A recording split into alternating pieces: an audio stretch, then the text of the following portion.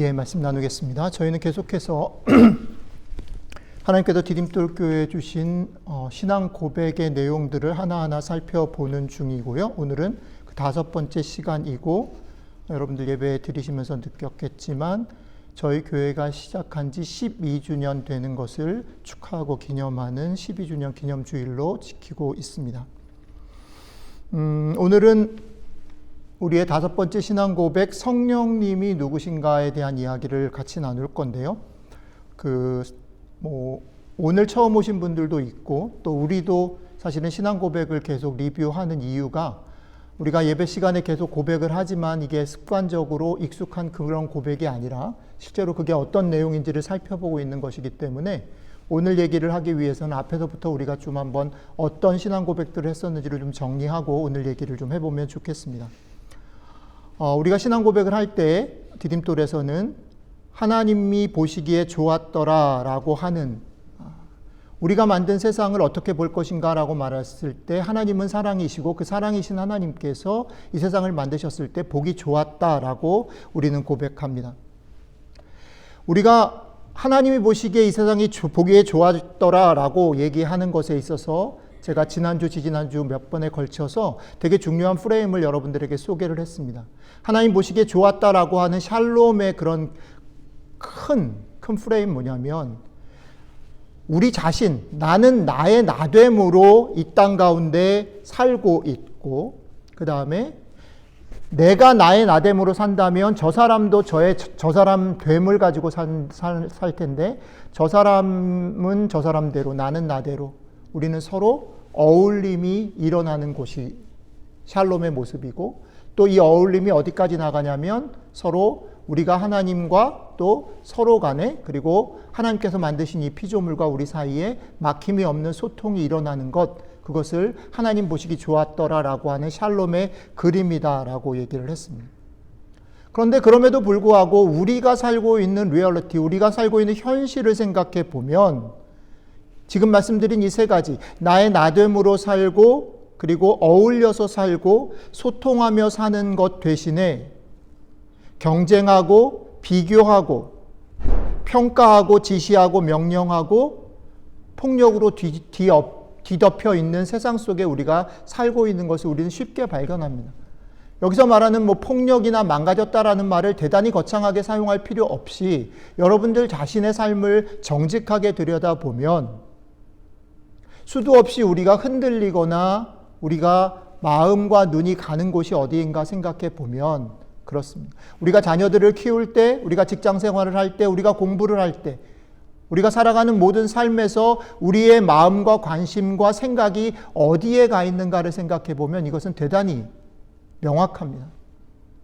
다른 사람을 먼저 생각하고 배려하고 어울려 살기보다는 우리는 늘 비교하면서 경쟁해야 되고 남들보다 무언가를 더 가져야 좀 안정적이다라고 생각합니다.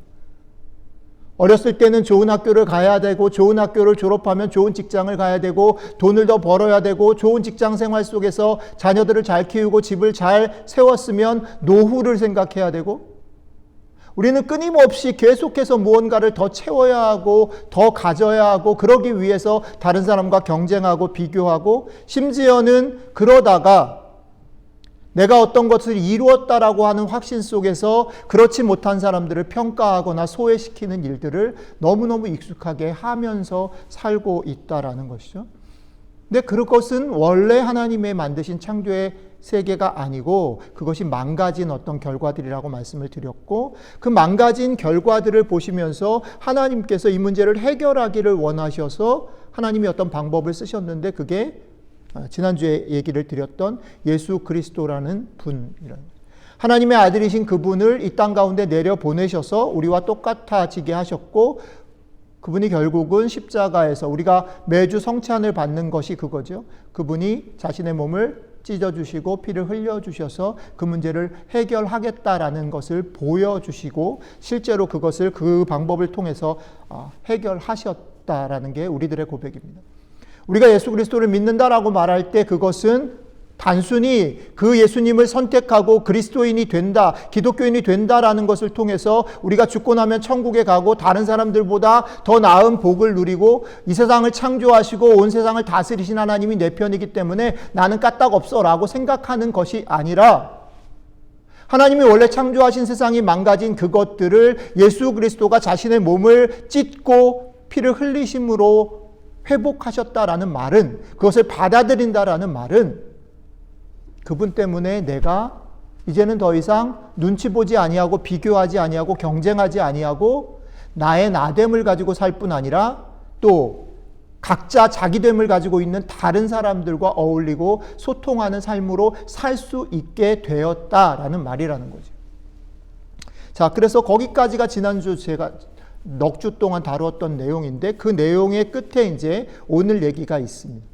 예수님을 통해서, 예수님이 십자가에 죽으신 것들을 통해서 그런 일들이 가능하게 만들어줬던 실마리를 열었다면, 그게 하나님이 이 세상을 다시 회복시키려고 하는 실마리였다면, 두 번째 질문은 뭐냐면, 예수님이 그렇게 하시고 난 다음에 그것을 우리가 살아내야 될 텐데, 여전히 우리의 삶을 실제적으로 꼼꼼히 들여다보면 우리는 그렇게 살기에 쉽지 않은 세상 가운데 있다는 거죠. 그랬을 때 오늘 여러분들과 나누려고 하는 성령님이라는 존재가 우리의 신앙 고백에 있어서 대단히 중요한 위치를 차지합니다. 사실은 어떤 면에선 예수님보다 성령님이 더 중요할 수도 있어요. 왜냐하면 실제로 예수님께서 그렇게 실마리를 열었다 할지라도 그것을 내가 지금 여기서 경험하고 누리고 살지 못한다면 그것은 사실은 어떻게 보면 무의미한 일일 수도 있기 때문입니다.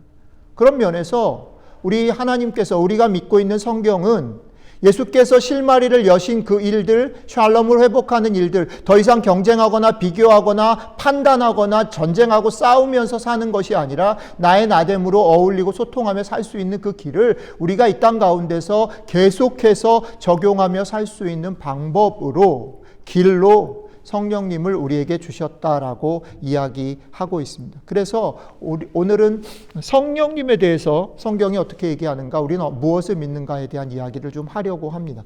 그런데 사실 성령님에 대해서 얘기를 하려면 여러 가지 성경의 이야기들이 있고 그것들을 다 얘기를 하려면 한 주의 설교를 통해서 커버할 수는 없어요. 사실은 성령님에 대해서 가장 집중적으로 우리에게 명확하게 소개하고 있는 본문은 요한복음 14장부터 16장에 이르는 예수님 자신이 제자들에게 성령님이 어떤 분이고 너희들에게 올 것이다 라고 예언하신 그 부분입니다. 그 부분을 사실은 하나하나 좀 살펴보면서 성령님의 각종 특성들, 그분이 어떤 분이신지를 우리가 사실은 꼼꼼히 들여다보아야 합니다. 하지만 저는 오늘 그 길을 택하지 않고요. 그 다음에 또 하나 성령님을 우리가 성경 가운데서 이해할 수 있는 또 하나의 길은, 성령님은 성경 속에서 보면 창조 때 하나님께서 이 세상을 만드실 때부터 성령님은 계셨고, 성령님은 예수님의 표현대로 의하면 요한복음 3장에 성령님은 자유롭게 운행하시고 바람 같은 분이다라고 표현하셨고, 성령님은 이 세상이 움직여가는 모든 것들 속에 자유롭게 간섭하시면서 생명을 주는 영이다라고 성경은 이야기하고 있습니다. 그 얘기도 사실은 하기 시작하면 꽤 중요하게 길게 다루어야 될 토픽인데, 요한복음 14장부터 16장의 성령님의 성품이나 구약의 창조부터 시작해서 성경에 나타나는 성령님의 다른 생명을 주시는 바람 같은 성령님의 특성들에 대해서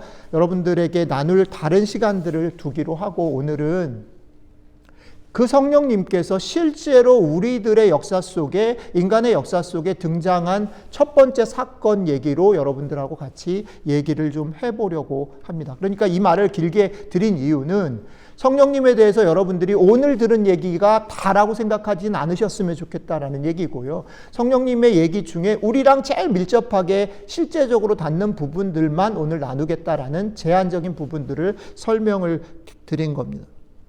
그런 면에서 오늘은 성령님께서 가지고 계신 여러 가지 다양한 모습들이 있지만 그 중에 성령님께서 직접 우리의 역사 속에, 우리의 삶 가운데 처음 등장한 사도행전 2장의 얘기들을 통해서 그 성령님이 아까 처음 말씀드렸던 뭐죠? 우리가 이 땅 가운데서 샬롬을 회복하면서 예수님이 열어 제친 그 삶을 어떻게 계속 유지하며 살아갈 수 있을까라는 관점에서 성령님은 어떤 역할을 하는가라는 부분들을 같이 생각해 보려고 합니다. 이 얘기를 하기 위해서는 금방 말씀드렸던 것처럼 이 구도를 잘 이해하셔야 됩니다. 머릿속에 집어넣어 주셔야 됩니다. 뭡니까? 샬롬이 어떤 모습인가? 회복이다라고 말할 때는 회복은 뭔가 망가지기 전에 오리지널을 그려야 회복이 어디로 갈지를 정할 수 있어요. 내가 제대로 회복되는가 아닌가를 이해하기 위해서는 원래 모습을 이해할 필요가 있습니다. 그렇죠? 제가 지금 다리를 다쳤는데 다리가 낫는지 아닌지를 나중에 의사가 판정하잖아요. 그 판정할 수 있는 기준은 뭡니까? 다치기 전의 것을 봐야지 판정할 수 있는 것이죠. 마찬가지입니다. 그러니까 여러분들이 오늘 얘기를 들을 때 머릿속에 마음속에 이걸 담아주십시오. 원래 샬롬의 모습이 뭔가? 제가 지금 몇 번째 반복하고 있죠? 나의 나됨으로 사는 것, 각자의 자기됨을 어울리며 사는 것, 그 다음 세 번째 뭡니까? 그것을 넘어서 서로 소통하는 삶. 이 세 가지가 원래 모습인데 이게 어떤 식으로 성령님에 의해서 우리의 삶에서 구체적으로 회복되어지는지를 여러분들이 주목해서 보셔야 된다라는 거죠. 자, 이 정도 가지고 오늘 얘기로 이제 들어가겠습니다. 오늘 아까 주영자매님이 읽어주신 사도행전 2장의 얘기는 이런 겁니다. 이제 하늘로 자신의 모든 이 땅 가운데서의 일을 마치고 하늘로 올라가시게 된 예수님께서 제자들에게 이것을 명령하셨습니다. 마지막으로 부탁하셨습니다. 흩어지지 말고 성령님이 오실 때까지 기다리라고 주님이 명령하셨습니다. 그리고 또 하나는 약속을 하셨습니다. 명령은 흩어지지 말아라라는 것이고 약속은 뭐냐면 내가 가면 나와 같은 보혜사, 내 역할을 했던 존재를 내가 너희에게 보낼 거다. 이건 약속이죠. 약속과 명령 이 두 가지를 기초로 해서 제자들은 예수님이 떠나신 후에 예루살렘의 마가의 다락방이라고 하는 곳에 모여서 저희처럼 이런 식으로 계속 모임을 했던 것으로 보입니다. 오늘 사건은 그렇게 모여서 예수님의 약속을 붙잡고 그 명령을 지키기 위해서 계속 모여서 기다리고 있었던 그들에게 어떤 사건이 일어나는 것으로 시작이 되어집니다.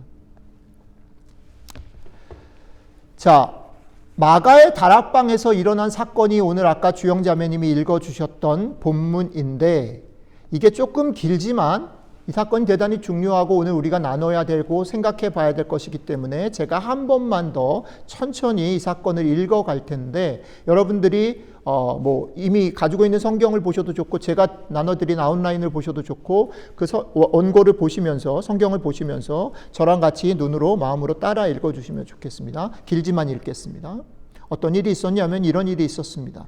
그들이 모여서 기도하고 있었을 때에 호련히, 갑자기라는 뜻이죠. 하늘로부터 급하고 강한 바람 같은 소리가 있어 그들이 앉은 온 집에 가득하며 마치 불의 혀처럼 갈라지는 것들이 그들에게 보여 각 사람 위에 하나씩 임하여 있더니 그들이 다 성령의 충만함을 받고 성령이 말하게 하심을 따라 다른 언어들로 말하기를 시작하니라. 다른 언어들로 말하기를 시작하니라.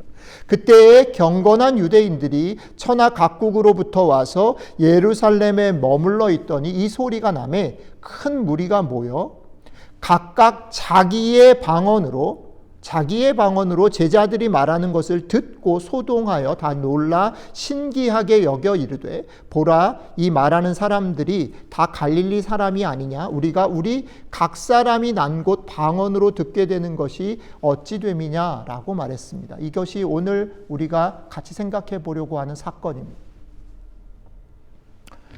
이 사건 속에는 사실은 우리가 잘 이해하기 어렵고 한 번도 역사 속에 일어난 적이 없는 묘사이기 때문에 우리가 잘 받아들이기 어려운 그런 장면들의 묘사가 있습니다. 거기에는 강한 바람 같은 소리, 우리의 청각을 자극하는 소리가 있었다라고 얘기합니다. 그리고 시각적으로는 불의 혀처럼 갈라지는 것들이 내려오는 것이 그들의 눈에 보였다라고 얘기합니다. 자, 초자연적인 일이 일어났다라는 것이죠. 그게 어떤 것이었을까 우리가 상상은 할 수 있지만 잘 알 수 없습니다. 그래서 어쩌면 우리는 이거에 마음이 갈지 모르겠어요. 이게 거기에 무슨 일이 일어났을까? 그 그림을 그려보려고 하고 그 소리를 듣고 싶어 하고, 이것이 사실은 교회의 전통 속에서, 교회의 긴 역사 속에서 사실 사람들의 마음과 관심을 끌었던 것이 사실입니다. 성령님을 얘기할 때 교회 안에서 자꾸 이 초자연적인 현상과 이 일들에 대한 관심들이 우리를 되게 오랫동안, 지금도 사로잡고 있습니다. 그래서 예수님하고 하나님에 대해서는 조금 더 이성적으로 설명을 하거나 성경 공부하기 쉬운데, 성령님에 대한 얘기만 들어가면 목사가 정말 힘들어요. 왜? 성령님의 얘기만 들어가면 주관적이고 신비적이고 초자연적인 체험들이 있지 않으면 그게 성령의 역사라고 여기지 않는, 사실은 오해가 여기서부터 출발했어요. 그런데 본문을 잘 보면 우리가 넘어가야 될 오해가 뭐가 있냐면, 본문을 잘 보면 그 현상들을 보여주는 게 지금 사도행전을 쓴 누가라고 우리가 상정하는데, 사도행전을 쓴 저자의 의도가 아니라는 것을 우리는 쉽게 알 수 있습니다. 어떤 일이 일어났냐, 거기에 무슨 소리가 들렸냐, 그 소리가 어떤 소리였냐, 나도 그 소리를 본받고 싶다, 이 얘기를 하려는 게 아니라, 그러고 난 다음에 일어난 사건과 그 사건이 실제로 아까 말씀드렸던 샬롬을 회복하는 일이랑 무슨 관계가 있는지를 설명하고자 하는 게 사도행전 저자의 대단히 중요한 관심이었다는 거죠. 그러니까 여러분들, 우리가 자녀들을 키우다가 보면, 살다가 보면 그렇죠. 아니면 여러분들이 누군가를 가르쳐 보면 이런 거 있어요. 무언가를 잘 가르치기 위해서 예화를 들기도 합니다. 그렇죠. 시청각을 사용하기도 합니다. 그렇죠. 여러 가지 활동들을 합니다. 그런데 선생님의 관심은, 부모의 관심은 시청각에 있는 게 아니에요. 예화에 있는 게 아니에요. 뭐에 관심 있습니까? 그걸 통해서 정말 하고자 하는 메시지를 잘 전달하기 위한 수단들인 거죠. 그렇죠? 성령님이 오셨을 때 어떤 현상이 일어났냐라는 것보다 더 중요한 것은 그 현상 때문에 일어난 것이 어떤 의미인가, 그게 어떤 결과를 빚었는가가 중요하다라는 것입니다. 자, 그렇다면 본문 속에서 사도행전 저자가 얘기하려고 하는 그 맥락에서 그런 신비한 일들, 소리도 나고 막 불같이 내려오는 그 성령님의 일 때문에 어떤 일이 벌어졌다라고 설명하고 있습니까? 좀 길게 줄여서 말하면, 여기 있었던 사람들이 다 어떻게 해요? 자기 말로 기도를 하기 시작했어요. 소리를 내서. 우리 식으로 말하면 통성으로 기도했다라고 말할 수 있어요. 그런데 이거는 뭐 그럴 수 있죠. 다 뭐 우리도 수줍으신 분들도 소리를 내서 기도 한번 해봅시다 그러면 기도할 수 있어요. 그렇죠? 그런데 거기까지 문제 없는데, 성령이 임하시니까 어떤 일이 벌어졌냐면, 저는 지금 한국말로 얘기를 하고 있는데, 이 중에 죄송합니다. 앨리스가 제일 그래도 한국말이 둔할 거. 노엘도 있구나. 제가 한국말로 얘기하고 있는데 영어로 막 알아듣는 거예요. 얼마나 좋아요. 제가 저희 교회를 섬기면서 제일 고민하고 기도한 그런 날이 오면 참 좋겠다. 그러니까 이게, 근데 여기서는 한국말로 얘기하는데 영어로만 듣는 게 아니라, 뭐 여기 중국에서 오신 분이 계시면 중국말로도 듣고, 네, 또 거기 흩어져 있었던 사람들이 자기네 나라 말로 다 들었다라는 겁니다. 그런 일이 일어났다라는 거예요. 성령님이 오셨을 때 어떤 막 신비한 일이 일어났냐가 중요한 게 아니라, 그래서 벌어진 일이, 성령님이 오시니까 그 사람들은 그 사람 나라 말로 얘기를 하는데, 거기에 온 세계에서 온, 각 처에서 온 다른 나라 말을 쓰는 사람들이 그 말을 알아들었다. 그것도 자기네 나라 말로 전혀 막힘이 없이. 그러니까 트랜슬레이트라는 것은요, 통역이라는 것은 우리도 해봤지만, 설교자를 누가 트랜슬레이트 한 게, 저는 안 목사님이 트랜슬레이트 해주면 되게 마음이 편한데, 제 마음을 잘 알아서 잘 통역을 해줘도 좋은데, 그럼에도 불구하고 가끔은 섬찟할 때가 있어요. 이거 이런 말 아닌데. 왜냐하면 번역을 하고 통역을 하는 사람들 사이에는 갭이 있는 거예요. 그런데 여기에서는 어떤 일이 벌어졌냐면, 그걸 그냥 직통으로 들은 거예요. 통역 없이. 분명히 소리는 한국말인데 그거를 갖다가 자기들이 이해할 수 있는 언어로 직접 들었다는 거죠. AI가 얼마나 발전하면 그런 날이 올지는 모르겠으나 그런 일들이 이미 벌써 2000년 전에 있었다라고 성경은 말하는 겁니다. 자, 그런데 제가 말씀드리려고 하는 것은, 아까 처음부터 말씀드렸죠. 이 사건이 그런 사건인데, 그런 사건이 오늘 우리가 뭐랑 연결을 시켜야 된다고 말씀드렸습니까? 뭐랑? 샬롬을 회복하는 일과 밀접하게 관계에 있다라고 제가 말씀을 드렸습니다. 그러니까 오케이, 한국말로 얘기했는데 다른 나라 말로 알아들었다. 그 사람들 한국말로 얘기 안 했겠죠. 아람어로 얘기했을 것 같아요. 아람어로 얘기했는데 헬라어로도 알아듣고 뭐 라틴어로도 알아듣고 뭐 다 알아들었다라고 말할 때 이 말이 도대체 샬롬을 회복하는 거랑 무슨 관계가 있는지를 우리가 생각을 해야 된다는 거죠. 이걸 이해하기 위해서는 성경의 이 사건을 이해해야 합니다. 왜 성경에서는 온 인류의 언어가 하나였는데 그 언어가 나뉘어진 사건을 하나 소개하고 있습니다. 그게 어디죠? 창세기 11장의 바벨탑이라는 사건입니다. 사람들이 모여 살기를 시작했어요. 그러면서 이 사람들의 마음속에 우리가 힘을 합치면 하나님같이 될 수 있겠다라고 생각해서 탑을 쌓기 시작했어요. 하나님이 그걸 보시고 별로 마음에 들지 않았어요. 그 부분에 관한 설교는 다음번에 언제 기회가 되면 할게요. 어쨌든 간에 그 내용에 대한 얘기는 제쳐놓고 어쨌든 그것을 통해서 어떤 일을 하나님이 일으키시냐면 언어를 다 나누셨어요. 성경은 그래서 그때로부터 언어가 나뉘어졌다라고 얘기하는 바벨탑 사건을 얘기합니다. 그런데 오늘 사건은 그런 면에서 바벨탑 사건을 염두에 두고 이해해야 해요. 바벨탑 사건으로 원래 한 언어였던 충분히 커뮤니케이션이 트랜슬레이트 없이 됐던 그 관계가 깨지기 시작했다라는 거죠. 샬롬이 깨어진 것을 상징하는 되게 중요한 사건입니다. 그런데 그것이 지금 성령님이 오심으로 어떻게 돼요? 회복되었다라는 거죠. 자, 근데 이 회복되어졌을 때 아까 제가 처음에 말씀드렸죠. 어떤 프레임을 여러분들의 머릿속에 넣으라고 그랬습니까? 그 샬롬의 상태가 뭐예요? 세 가지. 하나, 우리 자신은 나로서 존재한다. 두 번째, 각자 자기로서 존재하는 사람들은 어울려 살아야 된다. 세 번째, 어떻게 해요? 소통이 있어야 한다. 이 세 가지가 어떻게 회복되어졌나 이 사건 속에. 본문은 그 얘기를 소개하고 있다라고 생각이 되어집니다. 오늘 본문에 보면 각각 거기에 있었던 성령을 받은 제자들은 본문에 이렇게 소개되어 있습니다. 각각 그들의 언어로 말했다 이렇게 소개하고 있습니다. 각각 그들의 언어로 말했다. 프레임이랑 맞춰보십시오. 각각 우리는 우리이기 때문에 아름답고 귀하고 멋집니다. 제가 창조 얘기를 하면서 그 말씀 드렸죠. 돌은 돌이어서 아름다운 것이고 꽃은 꽃이어서 아름답고 하늘은 하늘대로 나무는 나무대로 작은 것은 작아서 큰 것은 커서 아름다운 것이다라는 말씀을 드렸습니다. 여러분들의 삶에 지금 이 장면 속에서 보여주는 첫 번째 단계는 각각 그들이 그들의 언어로 말하기 시작했다라는 겁니다.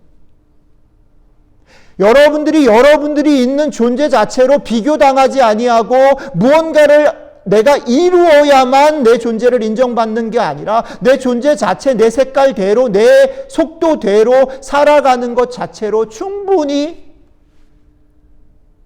여러분들 된 것, 여러분들이 아름답고 귀하고 소중한 것으로 살아갈 수 있는 것이 성령님으로 말미암아 회복됐다. 그들이 각각 그들의 언어로 얘기를 했습니다. 동일한 언어로가 아님을 주목하시면 좋겠습니다. 그들은 같은 마음으로 같은 방향을 향해서 모였습니다. 성령님에 의해서 같은 방향을 향해서 갈 겁니다. 근데 그럼에도 불구하고 그들은 각각 자기의 언어를 말했습니다. 교회가 이래야 된다는 거죠. 성령님으로 말미암아 회복된다라는 건 이런 것을 말합니다. 우리는 종종 오해합니다. 나라가 됐든 공동체가 됐든 가정이 됐든 교회가 됐든 제일 큰 권위를 가지고 있는, 큰 힘을 가지고 있는 존재가 가자라고 하는 대로 가야 된다라고 생각해요.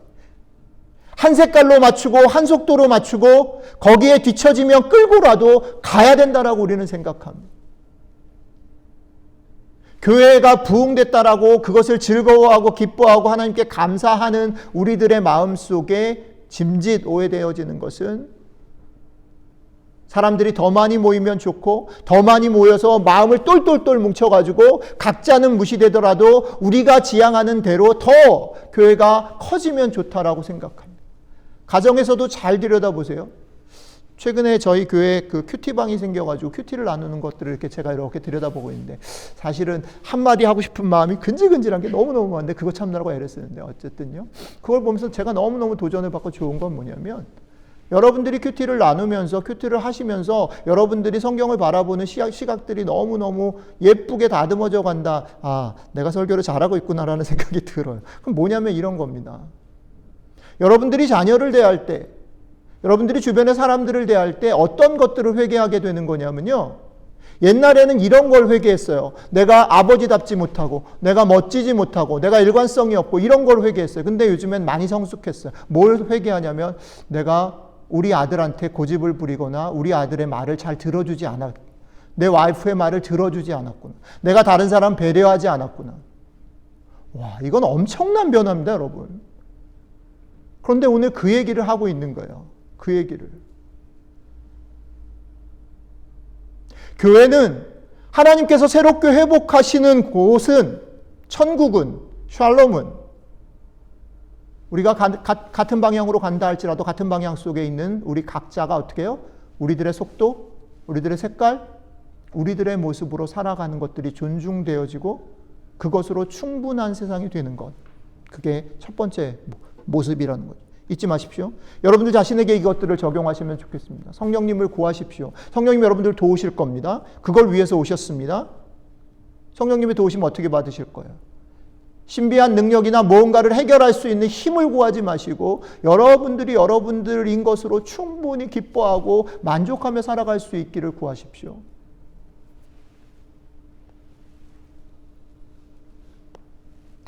그 다음에는 두 번째는 뭐냐면 거기에 모여 있었던 큰 무리들에 대한 소개를 하는데 이 무리들이 뭐냐면 천하 각국으로부터 와서 모여 있다라는 말을 하는 거예요.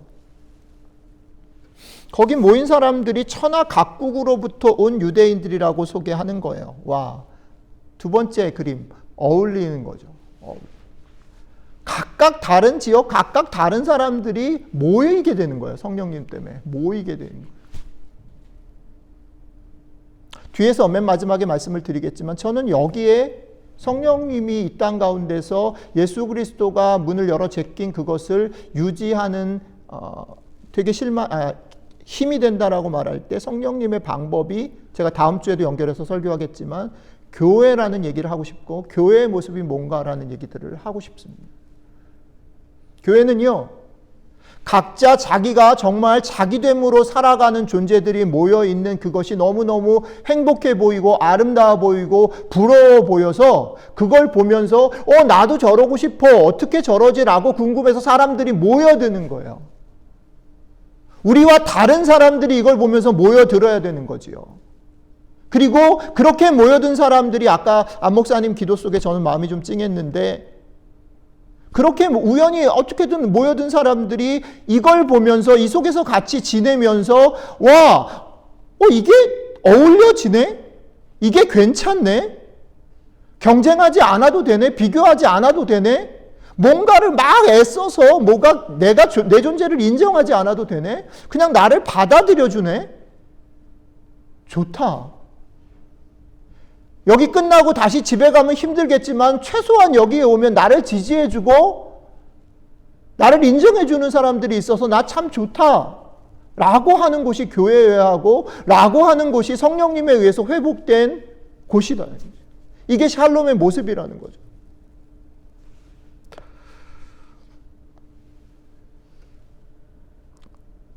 이 부분은 제가 오늘 설교 시간에 쉐어할까 말까 막 금방까지도 고민했던 건데 그냥 쉐어하기로 하겠습니다. 어저께 한국에서 저는 한 번도 본 적은 없어요.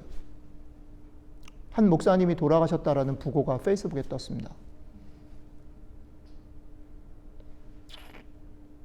근데 여러 가지 얘기 있어요. 근데 그분 얘기 중에 그분이 돌아가신 것을 애도하면서 쓴 글 중에 제 마음에 딱 오늘 나누고 싶은 부분 뭐냐면 그분 어떤 분이었냐?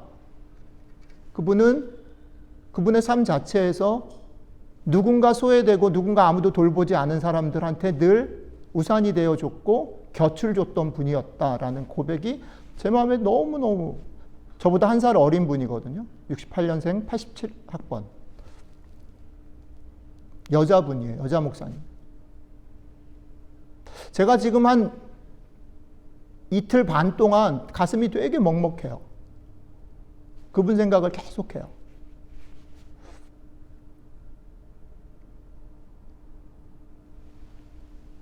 교회가 어떤 곳일까 생각을 참 많이 합니다. 성령님으로 말미암아 뭔가 샬롬이 회복된다라는 게 뭘까 생각합니다. 저도 목사 아들로 태어나서 보수적인 교회에서 쭉 자라왔고 사역을 했었기 때문에 저도 한참 젊었을 때 제 속에 막 피가 끓을 때 세계 복음화 얘기했고 복음으로 보스톤을 변화시키는 것에 대해서 얘기했고 때로는 그런 것들 때문에 막 놀라운 경험도 했어요. 그런 걸 자랑 삼아 얘기했던 적도 있고 제가 그걸 엄청나게 즐겼던 시간들도 있어요. 근데 디딤돌교회 12년을 지나면서 하나님이 저에게 가르쳐 주신 것 하나, 아직도 사실은 배우려면 멀지만 가르쳐 주신 것 하나, 교회는 네가 앞으로 언제가 될지 모르지만 네가 사역을 한다라고 말할 때 네가 서 있어야 될 모습과 자리, 네가 같이 섬기는 교회 공동체의 모습과 자리가 이거였으면 좋겠다 하나님 말씀하신다라고 생각해요. 그게 뭐냐면 아무도 그 사람 편을 들어주지 않는 사람 옆에 서 있는 거, 곁을 내주는 거, 우산이 돼주는 거, 지지해 주는 거. 사실 이게 참 어려워요. 쉽지 않아요, 여러분. 말이 쉬워서 그렇지 쉽지 않습니다. 하나님은 저를 12년 동안 그 연습하려고 참 쉽지 않은 시간들을 보내게 하셨어요. 그리고 저는 오늘도 여러분들이랑 12주년 교회를 생각하고 또 성령님에 대해서 얘기하면서 이 얘기를 꼭 나누고 싶어요. 우리가 대단한 것을 하지 않아도 사실은 이렇습니다. 오늘도 뭐 아까 그 축하 영상 중에 뭐 보스톤 교회가 디딤돌 교회가 보스톤에서 어떤 역할을 했으면 좋겠어 뭐 이런 얘기들 하시는데 저는 그 얘기 들으면서 아니 못할 것 같아요. 해봐야 뭐 우리 뭐 요 한 줌 모이는 거 가지고 뭘 하겠어요. 뭘 변화시켜 뭘 어떻게 하겠어요. 근데 마음에 그 사람들이 하는 말이 담고 있는 의미는 알아요. 멀리 뉴욕에서 뭐 서울에서 그 메시지를 뭐 불과 1분짜리 메시지를 녹음해 주는 그 사람들의 심정을 알아요. 왜 그렇게 해줄 수 있을까? 그건 뭐냐면 어느 시간에 이 교회가 그랬던 거예요. 그 사람한테는. 저희가 얼마나 많은 사람들을 섬기고 얼마나 많은 일을 할지는 모르겠어요. 못할 것 같아요. 근데 최소한 우리가 만나게 된 사람, 우리 공동체에 들어온 사람, 우리에게 손을 내밀거나 뭔가 자기를 지지해달라고 말하는 사람들에게 우리가 할 수 있는 한 최선을 다해서 곁이 돼주고 우산이 돼줄 수 있는 교회가 됐으면 참 좋겠다. 어쩌면 성령님은 그 얘기를 하고 있는 것 같아요. 성령님이 이 땅 가운데 오셔서 회복시킨다라고 말할 때 저는 그 말을 하고 있는 것 같아요. 마지막 세 번째는 성경이 이렇게 말합니다. 그렇게 모여 있었던 사람들이 아까도 설명했지만 소리를 들을 때 각각 자기의 나라 말로 들었다라고 말을 합니다.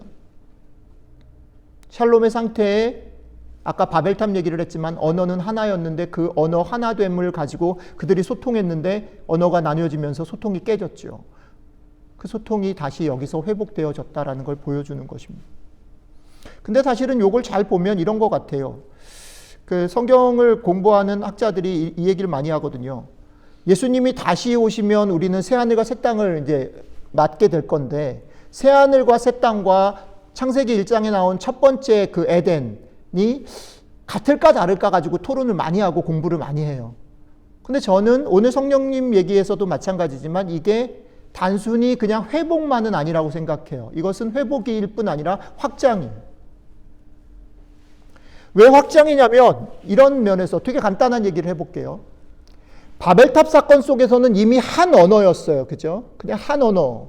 그러니까 그 사람들은 고민할 필요가 없는 거예요. 그냥 한 언어니까.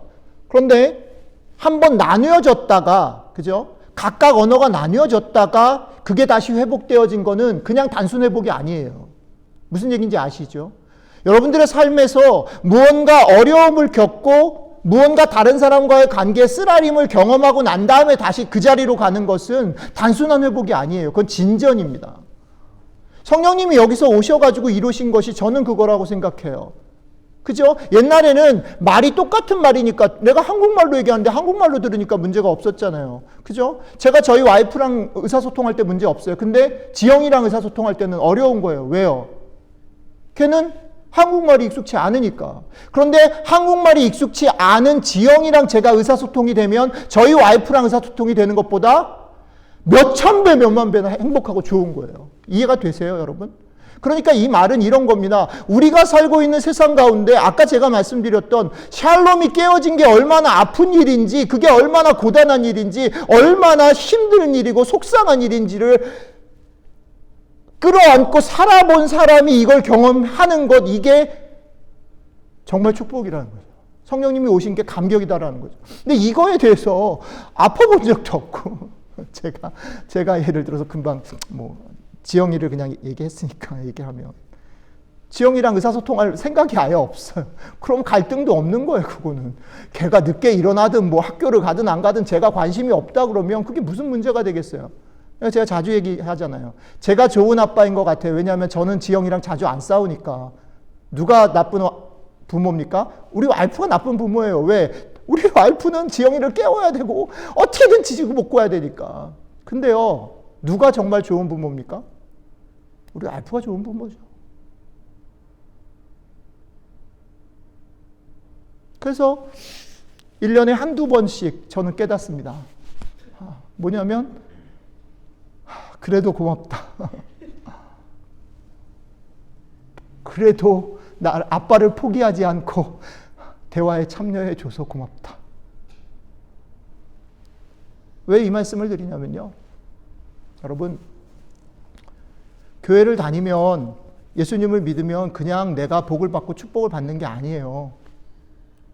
제가 지금 계속 말씀드리는 구도로 얘기를 하면 그거는 사실은 되게 외로운 길이고 고단한 길을 가는 것입니다. 그런데 그 고단한 길을 가게 되는 그 선택이 우리에게 너무너무 소중하고 귀하고 아름답고 정말 좋다라는 것을 알아야 이게 정말 신나고 좋은 것이에요.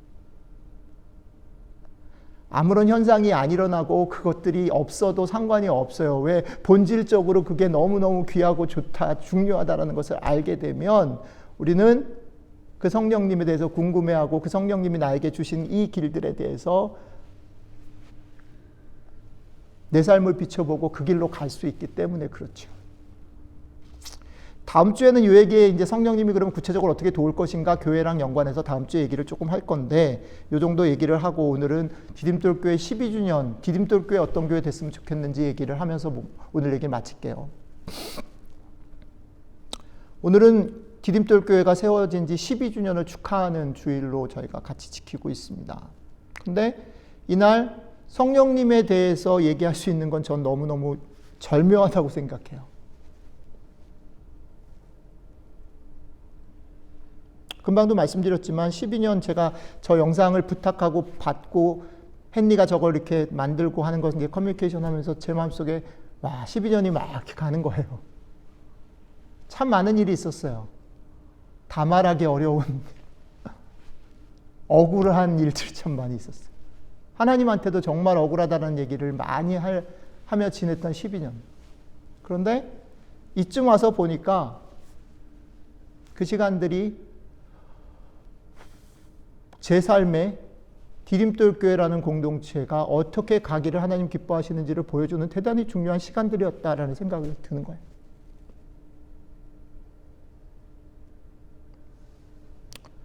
제가 새벽 기도를 시작하면서 여러분들한테 계속 부탁드리는 것들이 있어요. 특별히 2023년은 각 성도들이 디딤돌교회를 향하신 하나님의 뜻을 깨달아서 같이 교회를 만들어 갔으면 좋겠다라고 새벽마다 기도해요. 그리고 여러분들한테 계속 부탁드리죠. 그런데 그게 가끔은 그런 생각이 들어요. 이렇게 오해되지 않을까? 이제는 뭐 그러진 않겠지 싶어서 그렇게 부탁을 드렸지만 뭔가 여전히 디딤돌교회가 조금 더 뭐 부흥하고 조금 더 뭔가 구조를 갖추고 그런 얘기 아니에요. 그거는 이제 제가 조금 맷집이 생겨서 천천히 가도 이제 저는 별로 안달 안 해요. 괜찮아요. 12년도 참았는데 뭐 괜찮아요. 근데 그럼에도 불구하고 왜 하나님이 디딤돌 교회를 향해서 소원을 가진 거를 여러분들이 깨닫고 같이 만들어가기를 원하냐면요. 교회가 이런 곳이기 때문에 그런 거죠. 교회에 속해 있는 여러분들, 오늘 처음으로 방문하신 분 포함해서 우리 교회를 밟고 지나가는 모든 사람들이 저는 이 세 가지 원칙들을 가지고 살았으면 좋겠어요. 우리 교회가 이렇게 됐으면 좋겠어요. 여기 오는 사람들이 있는 모습 그대로 존중받는, 나이와 그들의 처지와 형편과 모습과 상관없이 그냥 존중받는. 저는 저희 교회가 그래서 좋습니다. 어떤 분들은 저희 교회가 그래서 너무 차갑다라고 걱정하시는데 전 괜찮다고 봐요. 좋아요.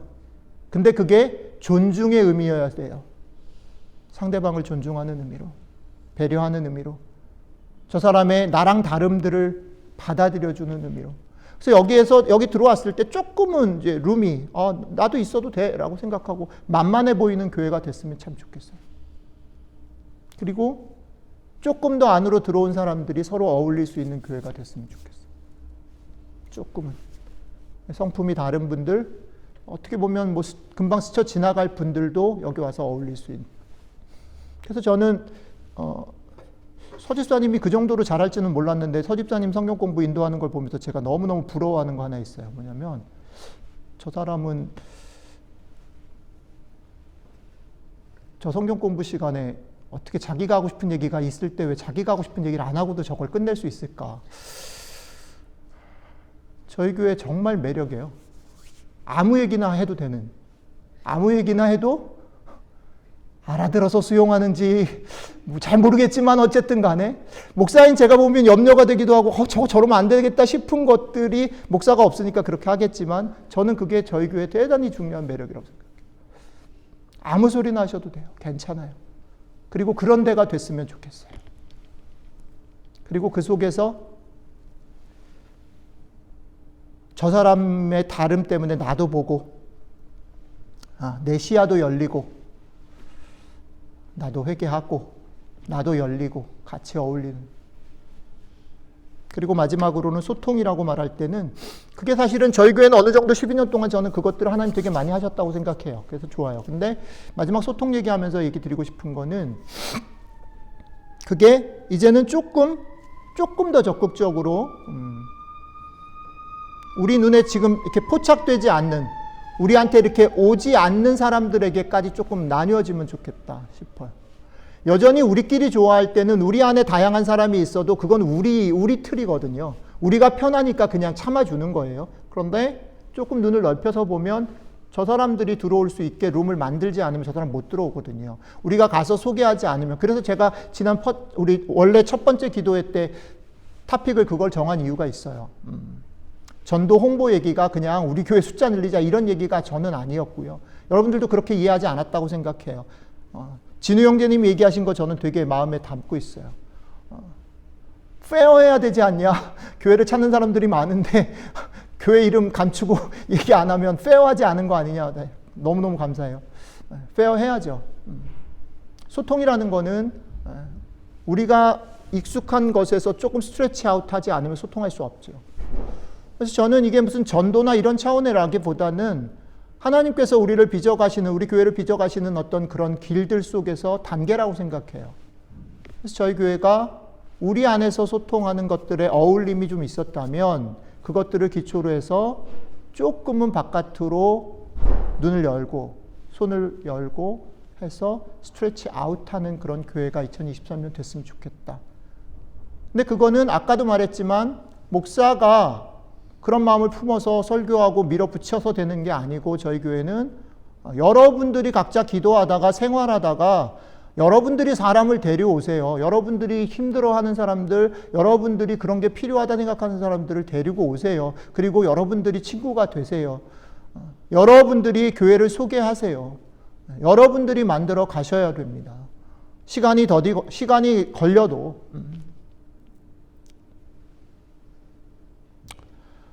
말씀을 맺겠습니다. 조금 정신없이 됐는데 성령님이 오셔서 이룬 하나님의 나라의 회복, 샬롬의 회복은 이런 것입니다. 여러분들의 삶에서 성령님을 오늘 아, 그런 분이구나. 그런 분 때문에 내가 그렇게 살 수 있구나라고 생각이 되셨다면 여러분들의 삶에서 여러분들이 여러분들 됨을 가지고 사시기를 힘쓰시고 그것을 도와달라고 기도하십시오. 그리고 여러분들과 똑같이 다른 사람들도 그렇게 존중하시고 어울려 사십시오. 그리고 사랑하는 디딤돌 교회를 그런 교회로 만들기를 하나님이 기뻐하신다라고 생각이 되신다면 이 교회 안에 그런 일들이 일어날 수 있도록 같이 기도해 주시면 좋겠습니다. 같이 기도하겠습니다. 오늘은 제가 마무리하는 기도하고 마치도록 하지요. 잠깐 기도하겠습니다. 사랑의 하나님, 지난 12년 동안을 오래 참아주셔서 감사합니다. 12년의 시간이 지나면서 주님이 참아주셨다 생각하기보다는 제가 속이 터지고 속상한 일이 많고 왜 이럴까 답답하게 여겼던 시간들, 그 시간들이 여기까지 왔는데 주님, 이제와 생각해 보니 그 12년 동안 하나님이 오래 참으시면서 저희들을 그리고 저를 우리 교회를 하나님 정말 기뻐하시는 것이 무엇인지 어떤 교회가 되어야 하는지를 보여주시기 위한 시간들이었음을 고백합니다. 주님, 우리가 오늘 주신 말씀을 붙잡고 우리가 우리됨, 나 자신 됨을 가지고 당당하게 살아가서 우리 교회 안에 각자가 존중받는 그런 교회가 될 수 있으면 참 좋겠습니다. 우리가 그런 모습으로 당당하게 살아갈 수 있도록 우리를 도와주시면 좋겠습니다. 그리고 내가 그렇다면 다른 사람도 그런 것들을 인정하고 다른 사람을 만나는 것 두려워하지 않고 그들을 평가하거나 그들을 판단하거나 그들에게 명령하거나 억압하지 않고 어울리는 그런 삶들을 살아갈 수 있도록 우리 가정과 우리 교회와 우리의 삶을 지켜주시면 좋겠습니다.